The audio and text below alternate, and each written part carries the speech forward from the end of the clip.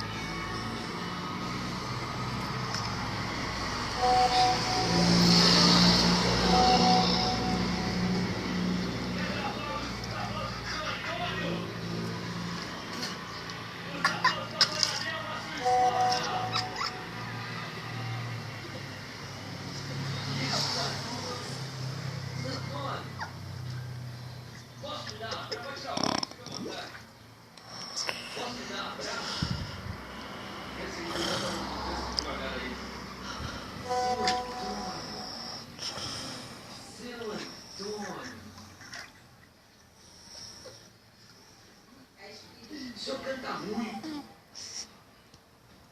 O senhor canta muito bem. Coisa linda, dona Neuma. Olha, dona Neuma, durante a gravação, o que ela deu de esculacho de ciúme dele com esse monte de mulher que ele tem que sair, porque eu vou colocar a dona Neuma na performance. Deixa eu dar um beijo da dona Neuma aqui. É meus filhos, vocês estão chorando, uma atrás da filharada toda. Apresenta ali, quem é quem, dona Neuma, dos filhos? Você não fala quem é quem?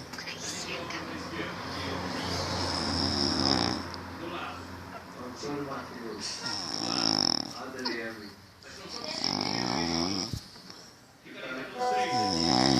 Duas coisas importantes.